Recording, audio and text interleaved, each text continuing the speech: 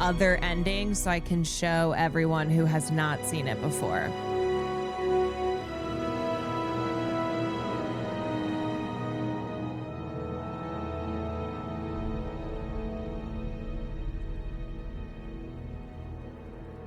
There's another one. Yes. Okay.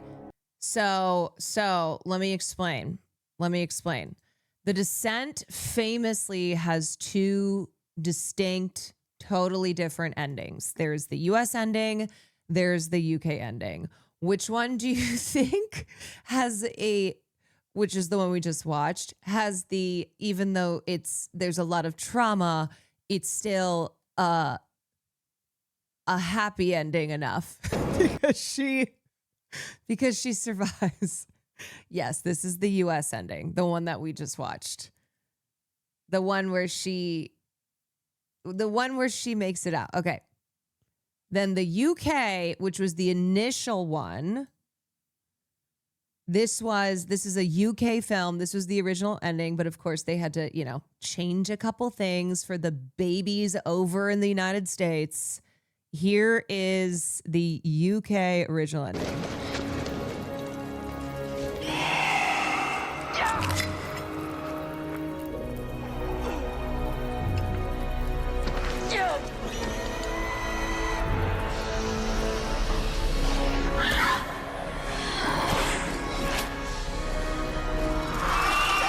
Not this part again.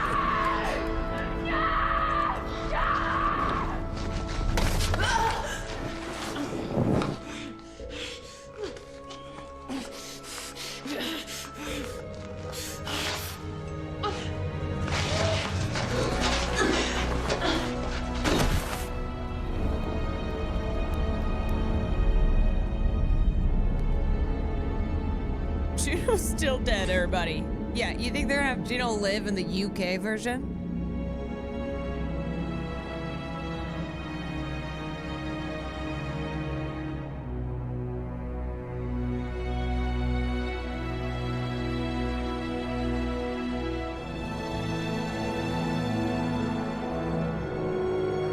So good. So good.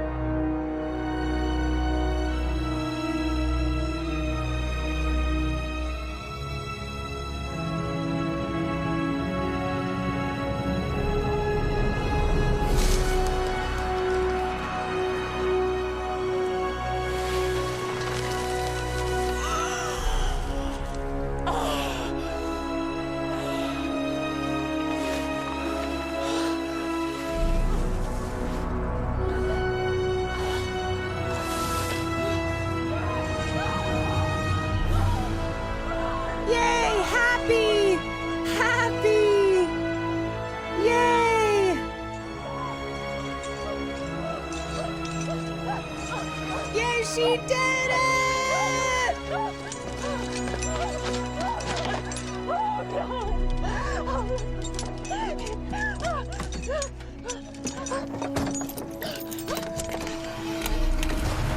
Yay! Go, Sarah, go!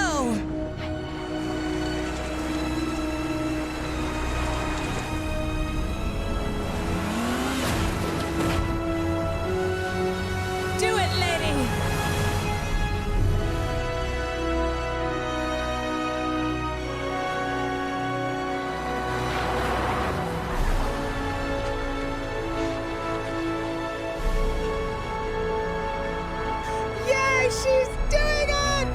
She's free!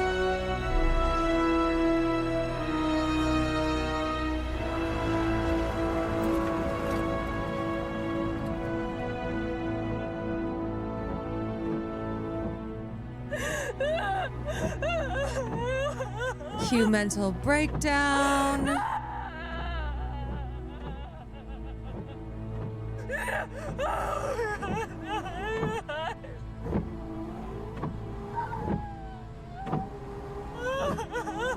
And truck.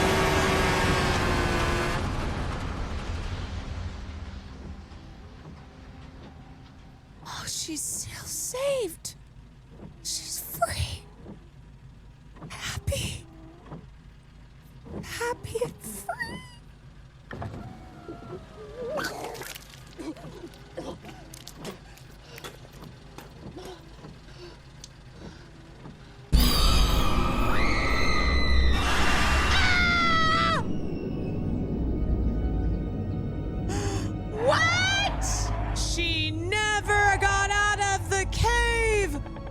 Remember she fell?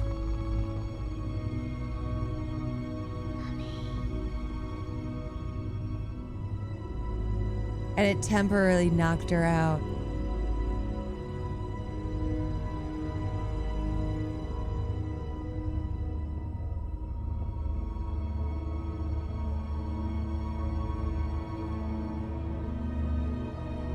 And you know what? She's like, I'm happy here.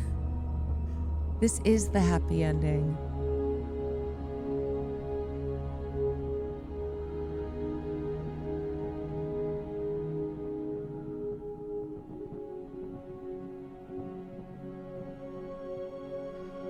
I'm gagged. I mean, she's smiling.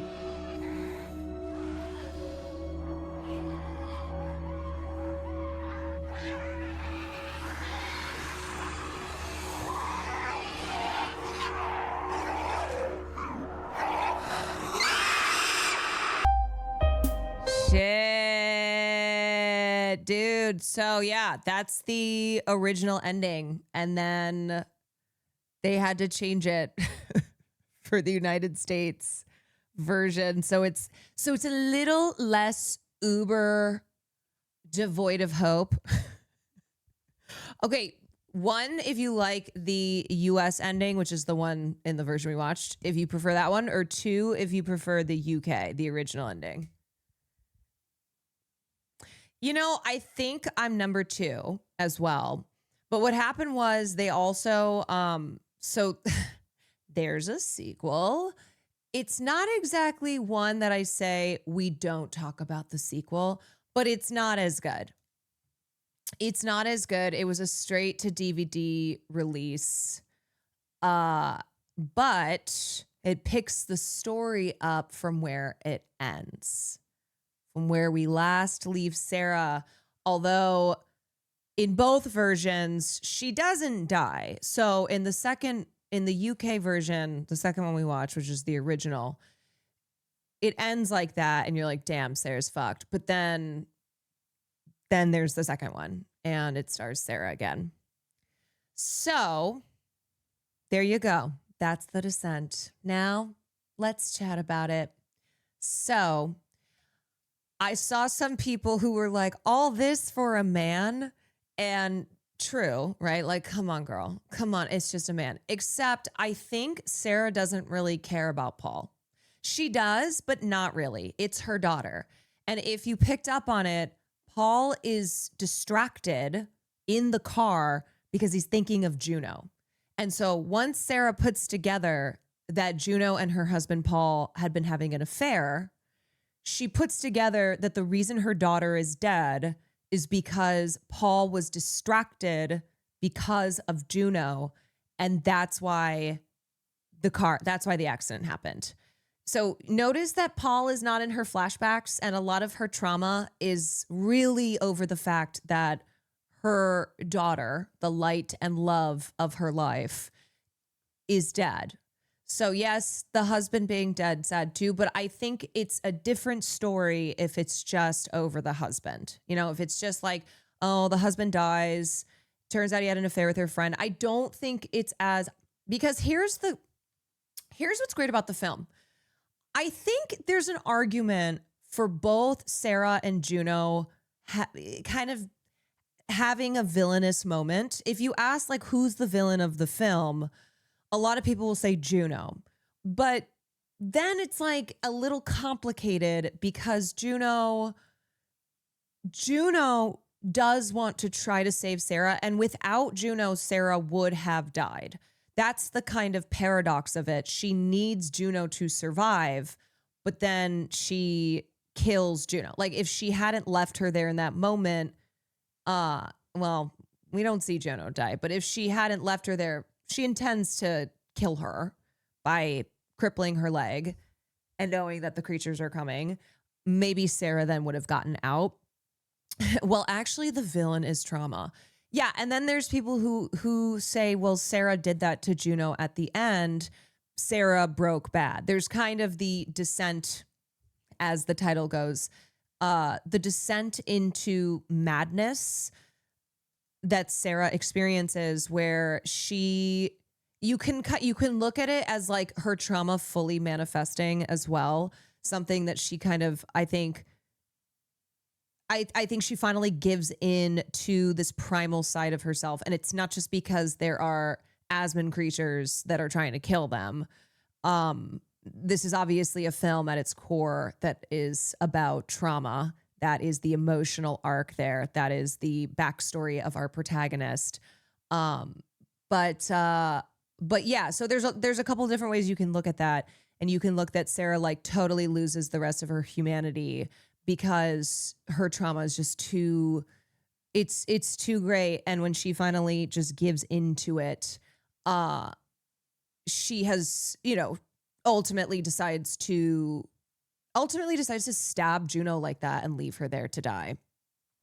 So you can look at Sarah's character as taking this more villainous turn, a darker turn, I guess I would say a darker turn, or you can see it as Sarah triumphs.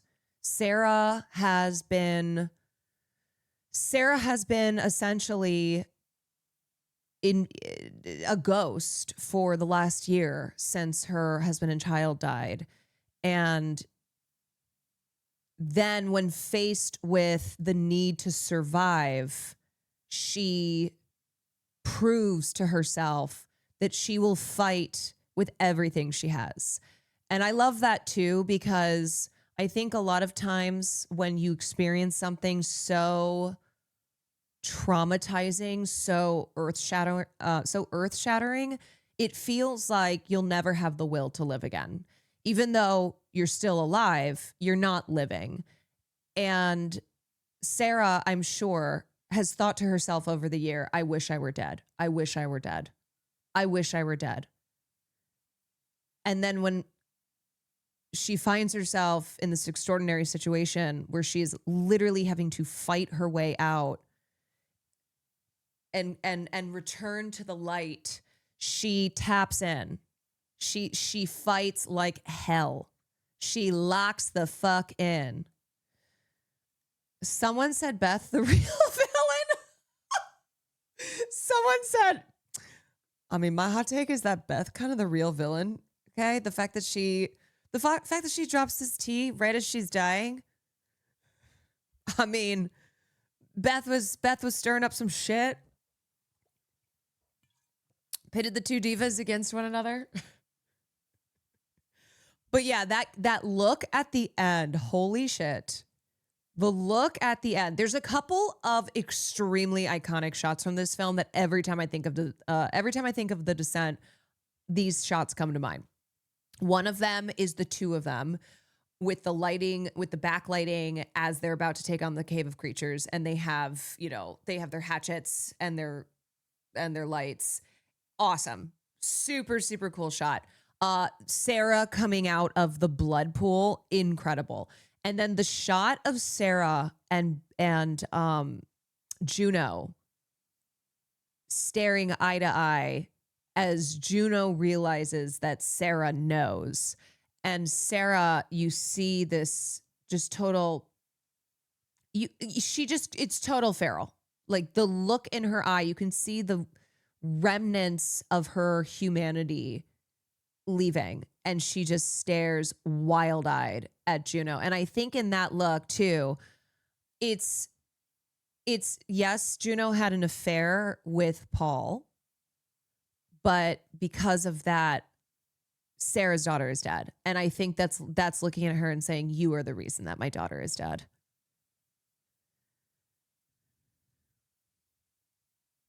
Is there a reason Juno and Beth kind of looked at each other and Juno didn't explain herself? Exactly as I just said. Because that is Juno. Oh, Juno and Beth? Or Juno and...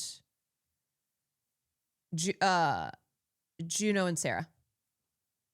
She becomes one of the creatures in that moment. Chicken Nugget Noah, think of the 12 months.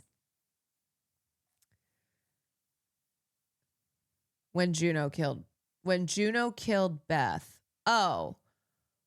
I mean, Juno is in complete shock when she accidentally stabs Beth. And then Beth pretty much falls to the ground, and then Juno thinks she's dead. Juno's the bad guy, in my opinion, because none of this would have happened if she did not lie to others about this. No, for sure. Juno puts them in that fucking situation. Juno fucks them so many different ways. So absolutely she is, it's just a misunderstanding. Absolutely she's responsible for why they're in that situation. But as I said, it's really hard. It's really hard to just totally hate Juno because she is such a badass and she has these awesome moments when she throws the climbing axe. So sick. And then she snaps its neck. It's not even breathing hard. She's hard to fully hate. And then she also does care about Sarah, but I think she's driven by her guilt. So when she says, I'm not leaving without Sarah, I think she feels that she owes Sarah saving her. And that's why at the end too, I think Juno looks at her and she doesn't go up to stop her because she's kind of like, yeah, I deserve this. I deserve this. And she has a lot of guilt. And then you can imagine that Sarah afterwards, well, in the US version, not imagine, you can see it that she's feeling now Sarah has the guilt because of what she did. So a couple other things that I want to mention on this film is I think it's just a great contemporary horror film because it has a simple but effective premise. The concept is not anything. The concept is not new or complex, but it's catchy. It's a catchy concept, and then it's delivered well on. And so, just from the get go, this is the type of log line that you're like, ooh, yes. Six friends embark on a caving expedition and then find themselves trapped and having to fight off all sorts of nightmares. Yeah, just out the gate, exciting. And then obviously the sound in this film is amazing. Love the score. Love that it's not too overbearing. Wait, you know what? Paul's the villain. So fucking true. Paul's the villain of the movie. I don't know how we didn't mention that before. He's the one who gets distracted, kills the daughter. He has the affair. Fuck Paul. Love every day that he tells to two women. Okay, anyway. So talking about The Descent and it's great use of sound, the way that they utilize the space on the screen. So a lot of this film is shot using a handheld camera, and that gives it a documentary feel, that gives it that we are right there with the characters experiencing when they do. We're not a step ahead of them. We're not a step behind them. There's a lot of close-up shots, which also contributes to the claustrophobia of the film. Yeah, so it's got a it's kind of like Blair Witch Project with the way that they shot the film to really make it feel that the audience is guessing what's going to happen next as well.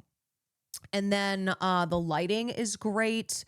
They make great use of when there is no absence of light, which is in this cave system, but still manage to light it in cool and terrifying ways. I just really appreciate that even though we're underground and the whole thing is the terror of the dark, like the terror of a cave, they don't do the thing where you can't see a single thing that's happening in the movie. And yeah, it just from the get-go on this film, there is such a there's such an atmosphere of tension. And it takes about, I want to say it takes like 40 minutes to even get to the creatures. And yet there is such a buildup of suspense and tension that by the time you get to the creatures, you're already um you're already terrified and claustrophobic. Caro Kick, thank you so much for the raid. Like how they take 40 minutes and before they really reveal the monsters. The first watch I saw the lady catch one of her flashlight, I got chills. Always like a later reveal of the monster. And you know what? I would actually be really interested to watch a version of this film that doesn't have the monsters, that makes it even more realistic and less requiring of suspension of disbelief, to have a horror film in an underground cave system like this, but there's no supernatural anything. I think the monsters just detracted from it. I think there's a few people who have that take. I think, like I said, it's a different film, but would love to see a version of this without the monsters. But I do love the monsters in this because there are some awesome action sequences. And I think that they're pretty well done. So that's another thing I appreciate with this film, is that it makes great use of practical, you know? They built out the interior cave sets and had it on a stage, and then the rest of it was shot. The exterior shots were shot in the UK. But you know, they didn't CGI the monsters. They just film it in a way where it does, where the action is pretty realistic. I think it's interesting that the first cave monster Sarah kills as a child. Oh, that is interesting. Yeah.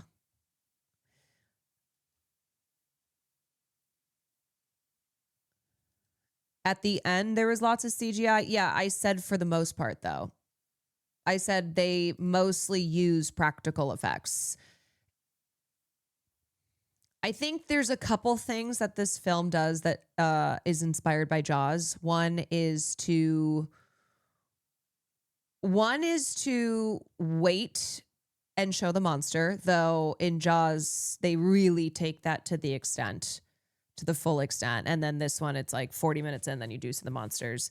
The handheld camera for a realistic kind of really right there with the characters effect. And then what was the other thing I was going to say? I said practical, the shooting. And then it's it's another film that we know the creatures are not the creatures are just really a manifestation. They're actual, they're real, but it's all this nightmare, being stuck in a cave, shit's broken, cave in so that you lose half your equipment. Then there's these creatures. Then you're all running around, getting fucking killed. And it really is like such a worst nightmare scenario. And there's a lot of foreshadowing in this film. And when Beth says to Sarah, the worst thing that could happen to you happened, like there's nothing to be afraid of anymore. And then, this horrifying nightmare situation happens. Did you know production didn't show the actresses what the creatures looked like until they filmed the scenes together? Thought that was a cool choice. Yeah, that's a smart decision.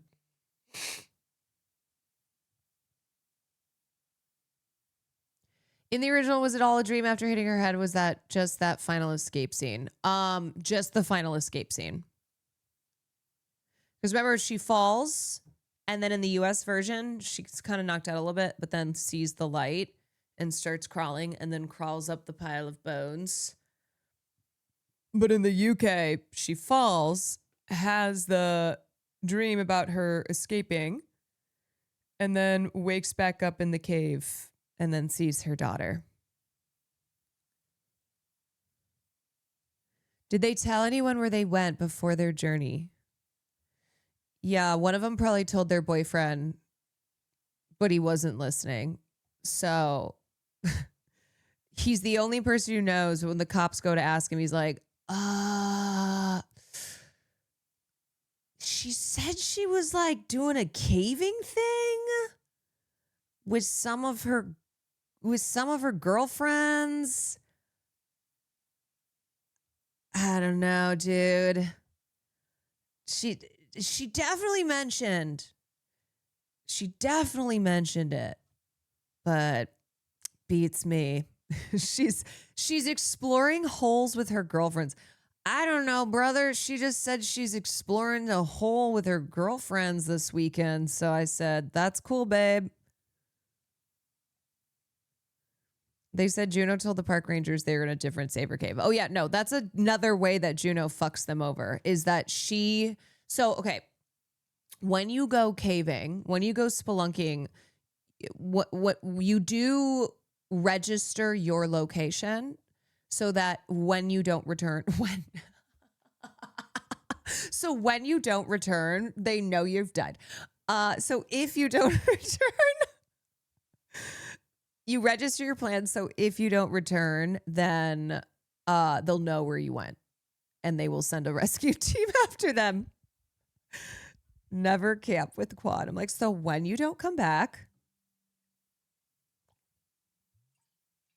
Juno really did do everything in her power to get them killed. She fucked up so many waves. The cave was the same year as this. Yes, 2005 was a big year, and by that I mean both the descent and the cave.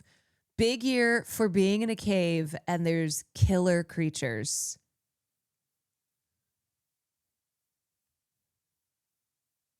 She tried hard to save them. Right. That's why I think Juno's a great character.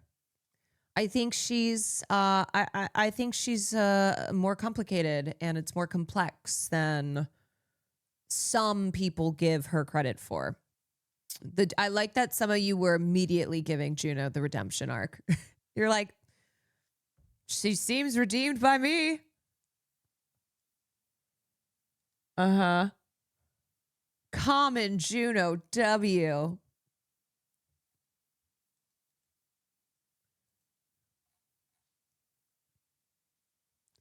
Now you got to play the 2013 Tomb Raider reboot and see the influences. Dude, the one scene with Juno when she snaps the neck and then it's like straight up Tomb Raider. Sarah was baptized in blood. Girl had me on lock. I love that not one, but two of these ladies become total fucking animals in just different ways. But then when Juno has that moment that she meets back up with Sarah and she looks at her, she's like, what happened to you? And Sarah's just like, blood caked on her face, blue eyes wild, just staring at Juno. Juno's like, damn, I thought I went kind of crazy. Sarah's not home. Who's Sarah? Sarah looking like Carrie and Juno looking at her like, goddamn, what the fuck happened to you?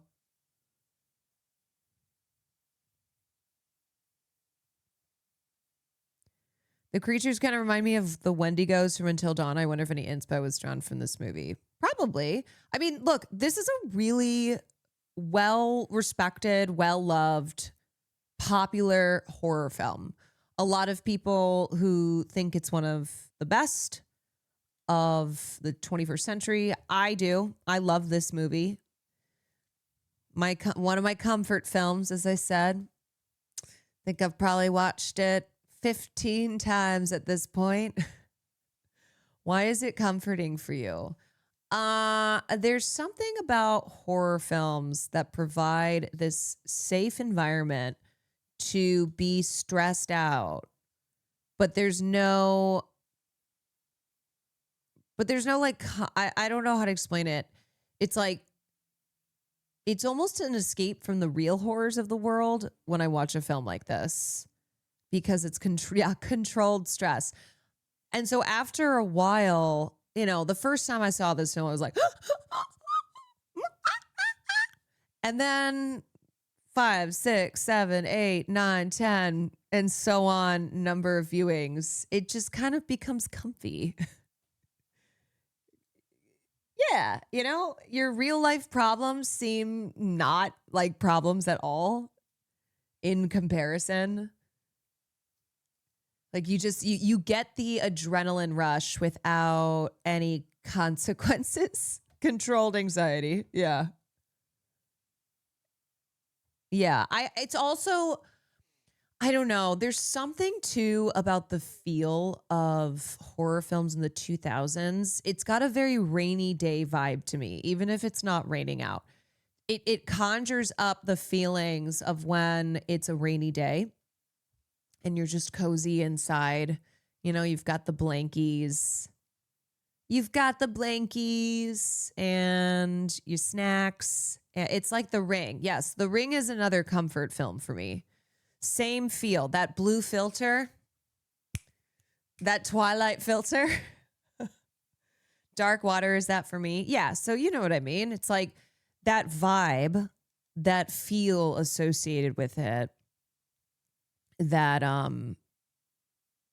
is the same sensation as a cozy rainy day.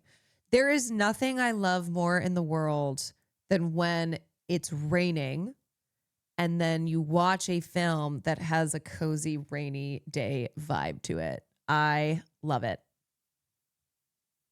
Love it. Love when there's a storm. Even just rain. I mean, I live in Los Angeles, so it hardly rains. So the times that it does, it was raining very late last night and then a little bit this morning. I was sad. I was sad that I missed it.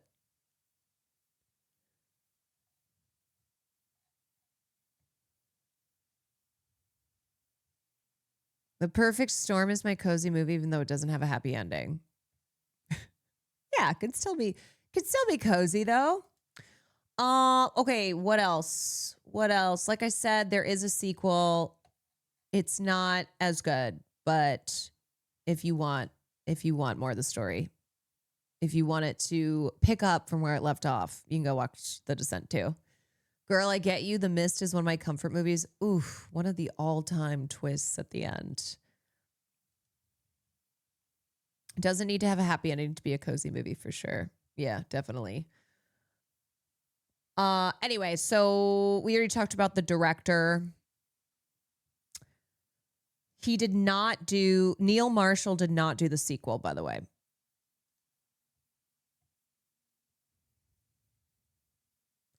I love how Stephen King liked the movie end better than his book end. Yeah, did not feel that way about Shining. So Neil Marshall is the guy who directed this, and the other film of his that I think is fucking awesome and that I would watch on stream if it becomes available is Dog Soldiers. That movie rules. And that's the first film he did. Did you know that they hid monsters in some of the shots before they directly reveal them? One of the shots, for instance, has all 6 characters in it, but there's a 7th silhouette. That's so sick. What I like about this film is it's not one that you have to watch a million times to pick up on subtleties that you missed that you missed the first time. It's pretty straightforward. And as far as the affair, right, this big conflict, the affair between Juno and Paul, it makes it clear that they were having an affair. It does not leave room for the imagination. But there are cool cinematic choices like that you might miss the first time around, and then the second time around, knowing that the creatures are in the cave, you'll see some stuff like that. These hidden creatures be everywhere. Yeah. So who wants to go spelunking now? Huh? Anybody? Anyone? Caved, like, look at these videos. This is why you should think twice before going caving. These guys were exploring a dark cave with an old map from the 19th. Yeah, I don't think I need to think twice, honestly. I don't think I need to be thinking twice out here. I just got to think one time. 70s.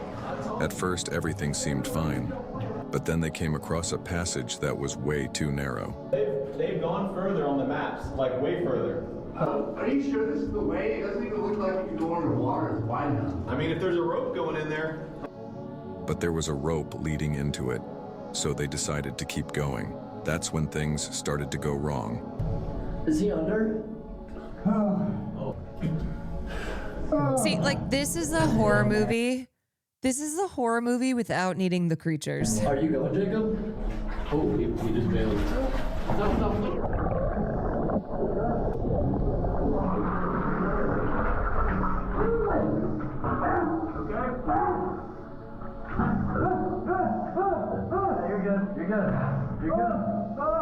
Luckily, they managed to calm everyone down and get out safely. This is why you should Like, Jesus! I love that if you type in spelunking, spelunking gone wrong is the third option. World's worst caving disasters. Caving gone horribly wrong. Cave climber gets trapped inside a cave. Like, what the? Here's the thing, though. This is what they do all the time. It's not like what you see here, this narrow ass opening. It's not like this. They didn't that this is an anomaly. Like, they're usually in spaces that are tight like this, and then sometimes they get trapped. So right now I'm breathing out.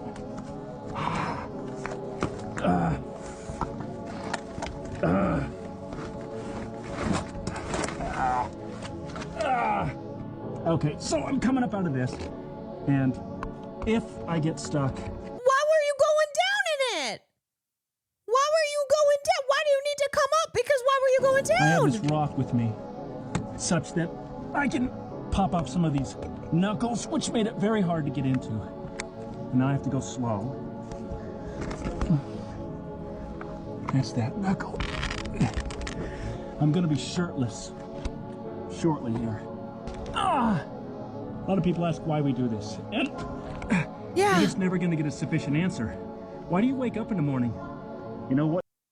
What, bro? Yeah, there's not a sufficient answer because there's no good answer. That is not the equivalent of why do you wake up in the morning? Drives you?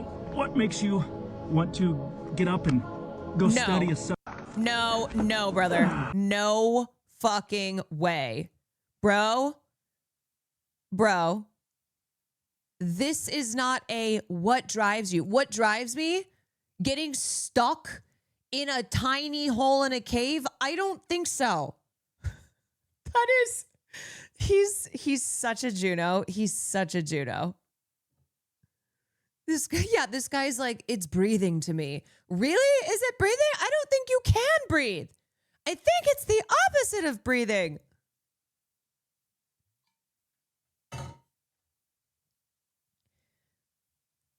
Some people were meant to be worms is maybe the funniest sentence. Some people were meant to be worms. I think that's the only way to describe this.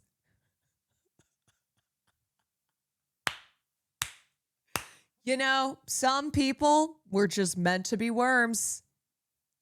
And that's why they're drawn to these insane activities. In a past life, they were a worm. That's really taking if I were a worm, would you still love me? That's really taking it to a new place. Holy shit, I just can't believe. It's literally, this guy got stuck in a cave. This guy got stuck in a cave. Hey, this guy also got stuck in a cave. This guy suffered the worst cave death imaginable. The thing panic attacks are made of. We are sitting or laying down in a passage.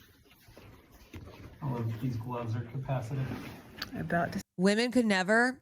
Women, why are you doing this stupid shit? survey. Why are you doing this This is what stupid it looks shit? like. This is how tight this passage is. Also, these thumbnails are so funny. Shoot. That's insane. and I do like a blind. We are sitting. Dude, people. Back through the squeeze, it's really fun. Let's go.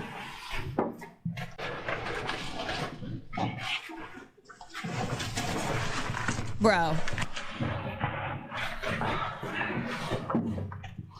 Okay, I will say, there's a theme here, and it's white people. We got Wake Wilder here.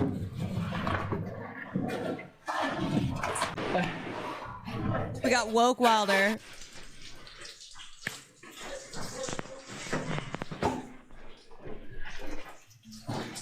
Fuck this shit. Totally not a bot. Thank you for the gifted. Lurkin Mage, thank you for the 9 months. Memento, thank you for the gifted. God, I hate this. I hate all of these people. In cave, need help. Why I'm never caving again. Surviving hellhole. Do not watch if you are claustrophobic. My worst caving experience. Extreme claustrophobia warning. Don't watch alone. 4 most disturbing caving videos ever caught on camera. Holy crap. Wait, that guy needs help. Wait, do you think he's still stuck? In cave, need help. This is from 11 years ago. Do you think he's still in that cave? Harsh Apocalypse, thank you for the 14 months.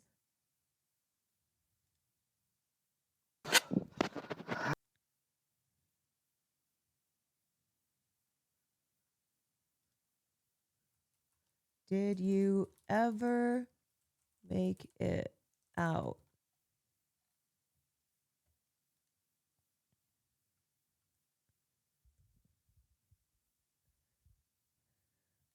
From 11 years ago.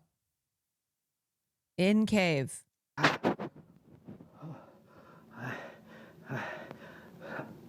I've been separated from my group. It's been a couple of hours now, I think. I'm not sure. I was trying to find The real Brad Maddox experience. Okay, wait, this is kind of fucked up. This was his last video. But then he also has Come Find Me. Where am I? Cave. Stuck in cave. How many times is he stuck in cave? In cave still. Brad Maddox reporting from cave. Wait, is this just his thing? Does he just get stuck in caves and is like, in cave, help? Well, why haven't you been trying to find me? I'm not hiding anymore. I've been standing out in plain view. Are you jealous that I had my moment in the sun and you didn't? Don't be. Why is he doing the You ever Joker? loved a woman that didn't love you back? What? I have. And she was amazing. And she was beautiful. And we had the world together. And then one day, she didn't love me anymore. Was her name Juno? This company that I once ruled, I'm gutted. Is this an I'm hit audition rock tape? bottom. This knife in my side is a hopeless pain. Hopelessness is dangerous when you've had it all. What is this audition? This cave. Oh, this cave is a prison. I live in pain. Maybe he should go back in the cave. Because I think in this video, he's out of the cave. Maybe he's happier lost in the cave. Once rubbed shoulders with the greats in this industry, and now I've never felt a pain like this. I can't handle it anymore. It's where he belongs, I low bet I can key. make you feel this pain. You give me a chance. Where's my knife? First person to find me gets to feel my pain. Is that guy the original clavicular? Why does he have so many of these? Told you. Told you. Oh, you knew I wasn't in a cave. Wait, I thought you knew I couldn't I upload. thought you were in the cave because you said in cave. Help. high quality video without Wi-Fi or phone service. Smarties. Except you didn't. No. You did think that I was fighting for my life in a cave in Mexico, and where were you? Where were you? Where was I? Well, I guess 11 years later, I was sitting on Twitch watching your video. I was in a cave in Mexico, and where were you? Up into the mountaintop. I was the general manager of Monday Night Raw. And I lost everything. Everything in my life that I ever wanted. This is real to me! You wanna know where I am? Wait, this is a WWE guy? I'm sitting at home. Jobless. This is my life. This is my cave. This is not where I expected it would go. We're all fighters. Kind of looks like Brad Pitt. Come find me. Come find me. That this player here could but in a fiction, in a dream of passion, force his soul so to his own conceit that from her working all his visage. Wait, now he's doing a British accent. Wait, this guy is a retired American professional wrestler.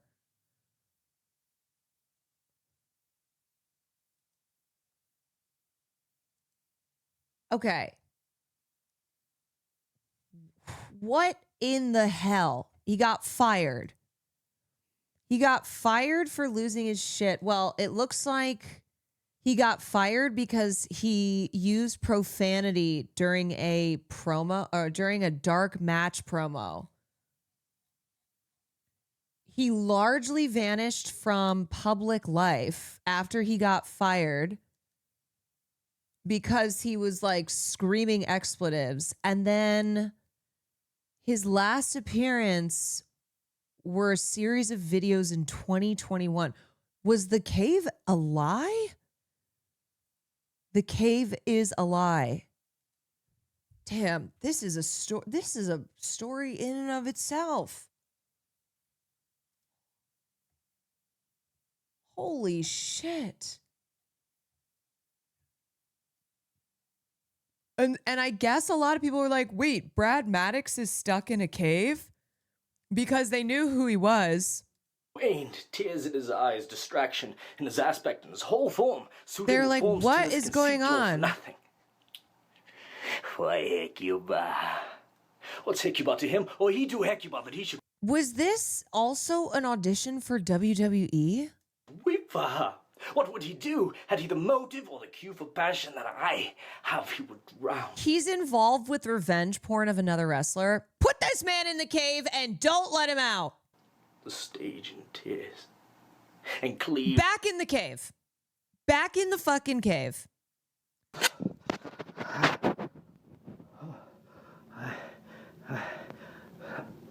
I've been separated from my group.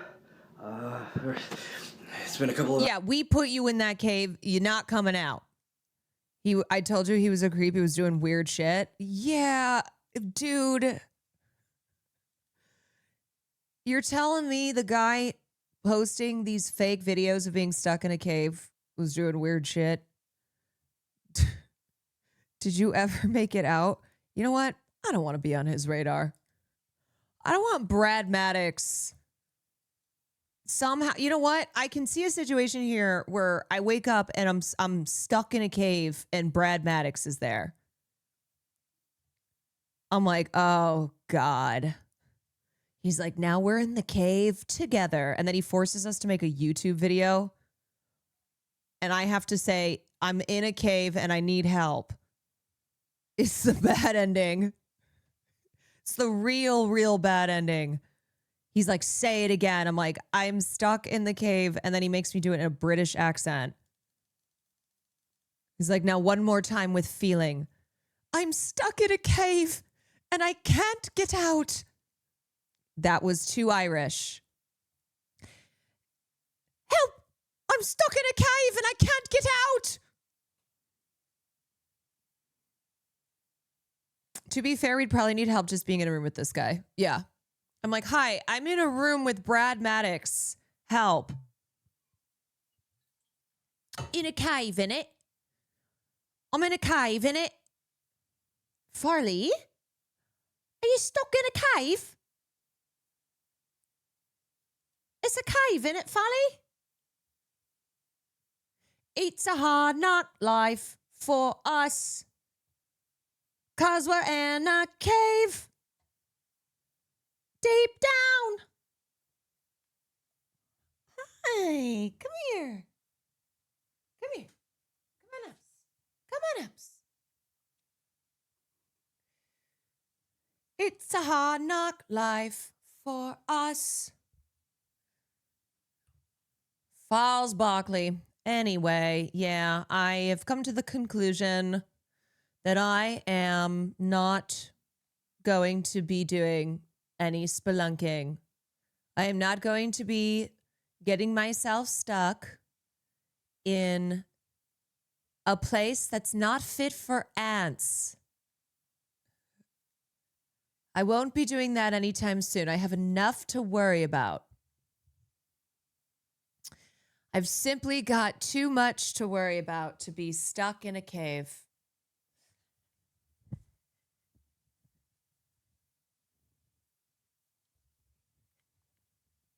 All right, you can get down.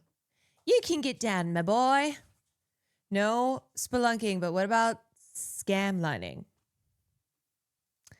Scam lining? Is that when I like sell a crypto coin or something? Scam lining? I am not in fact a worm. Yeah, I am in fact not a worm.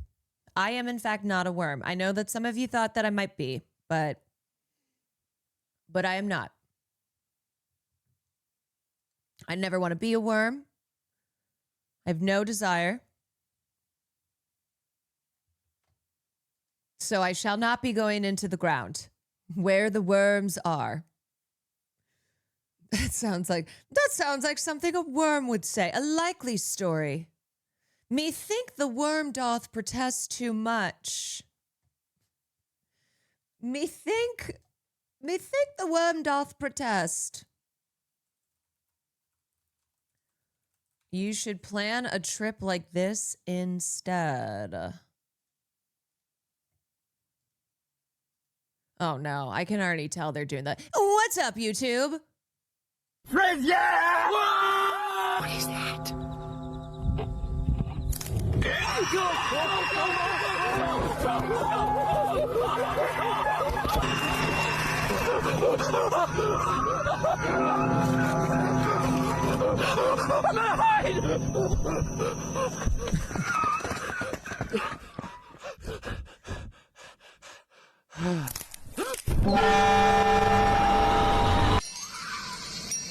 Anyone know the move tonight? That's fucking hilarious. I live in Fresno. A horror story. Spectacle. They're almost trans. That's so funny. This account's videos always post wild memes. I'm from Fresno. This is on brand. Just the being from Fresno. The living in Fresno. Full of horror. Have you seen Smallitude's pop girly horror flick? It's so good. I have, yeah. Naomi, what's her last name again? Scott. Naomi Scott is so good. Love when people have fun with the camera. You know what? Me too. Me too. What's the matter? What's the matter? What's the matter? You being emo? You think mommy's gonna go in a cave and leave you? Mommy's not going in a cave. Mommy's not a worm. Mommy is not a worm. Mommy's never gonna be a worm.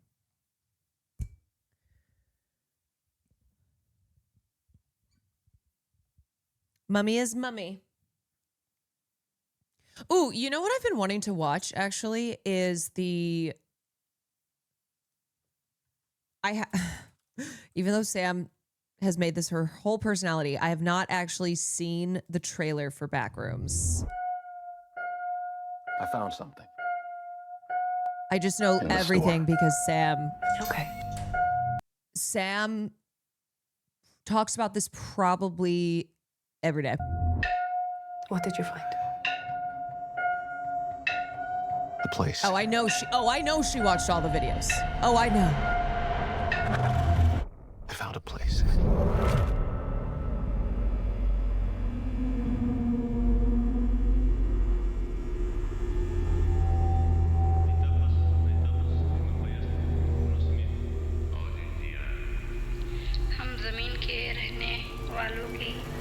Hello?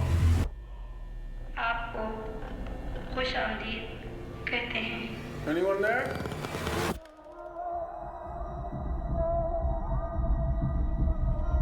Look, I know how this sounds, but you gotta understand, it's massive in there. I'm not saying I don't believe you. Okay, I'm gonna come back here with proof. All right, you feel me? Yeah. Follow my lead. Clark, what is this? That's what I'm trying to figure out. I've been here every night since I found the place, and I still barely scratched the surface. All right, just take it slow.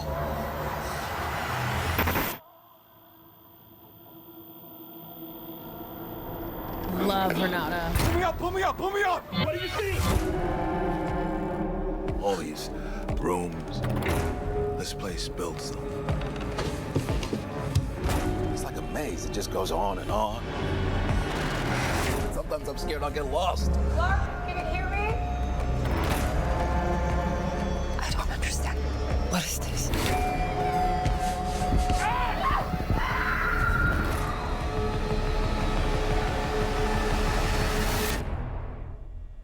It's beautiful. Am I right? Sick. Hello? Ah!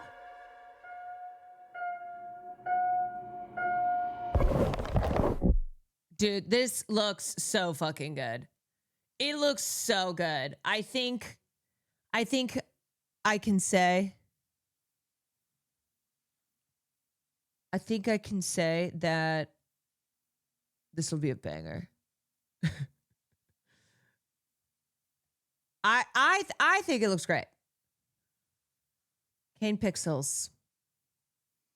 Yeah, I mean, he was so young. I think wasn't he the youngest? Kane Pixels. What's his youngest director in A24 studio history? Because he started directing this at age 19. He was signed on to direct an adaptation of his Backroom series. That's awesome.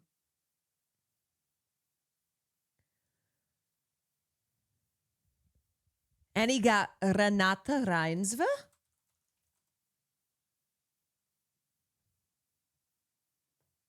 And he got Chiwetel Ejiofor. And Mark Duplass. And what's his name from not House of Dragon, Night of the Seven Kingdoms, who plays the Targaryen fucker. What's his name? Aegon? Night of the Seven Kingdoms actor. Nope, not Aegon. Nope. Arian. Yeah. Finn Bennett. This guy.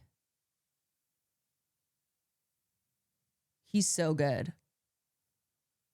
Damn it. Everyone was really in this fucking movie warfare. They really got... I was about to be like, damn, when's this guy going to blow up? Pfft. I swear they got all of young Hollywood and UK.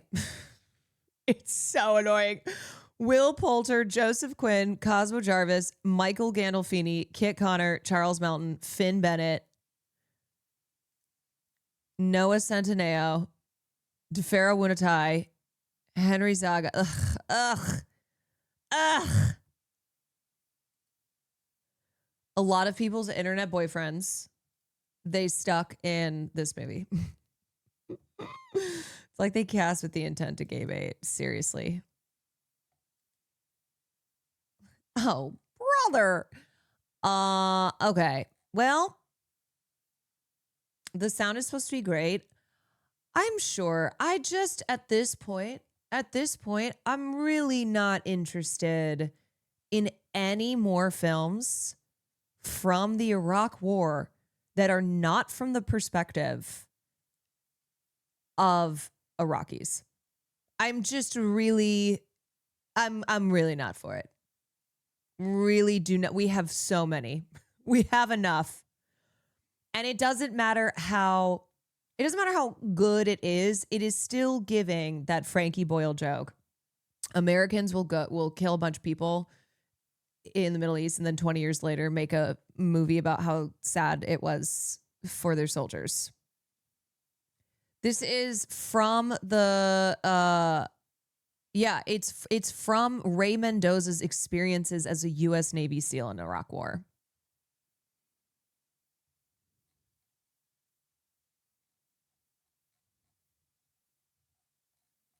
Yeah, we don't need the false portrayment of U.S. colonial perspective anymore. We don't need it anymore. We don't need it. All right, you guys, that is going to be it for me. I'm sorry, I'm not going to do any gaming tonight. Just did cooking and film class, and I think I am outie. I can't wait for the A24 movie about the Iran school bombing and how it made the drone pilots so sad. Yeah, it'll be like, oh, wow, the first time it's being even mentioned because we did that and then just completely moved on from that. Fun stream. Yay! I'm glad it was a fun stream. W Film Class. Yay. Another one. You know, every time it's film class, I'm like, oh, God. Oh, no. What are we going to watch? I feel like I've seen everything that I can see with all the parameters that I have in film class on Twitch. Then we always manage to find something. Yes, W Comfort Film. Now you guys can understand more of me. Now you understand more of me when I tell you what my comfort films are. You can understand me more. Do you plan on making the film class on the sequel? Probably not. Probably not. I don't even know if it's available, but probably not. So that's why I was like, go watch it if you want to. Go watch it if you want to. It's not like before sunrise and before sunset and before midnight, you know. All right, I am going to send you guys over to Miss Sadgo. Miss Sadgo. So go support, go put some hearts. I hope everybody enjoyed this Sunday dinner and film class, and I hope it kept the scaries away. Shy, thank you so much for the 9 months. Thank you. I hope it's I hope the Sunday scaries are a little less scary every time. And I have to figure out my schedule because I might not end up streaming tomorrow. We'll see. But I'm going to post my schedule tomorrow for the week. So if you're not in the Discord, please join the Discord because that's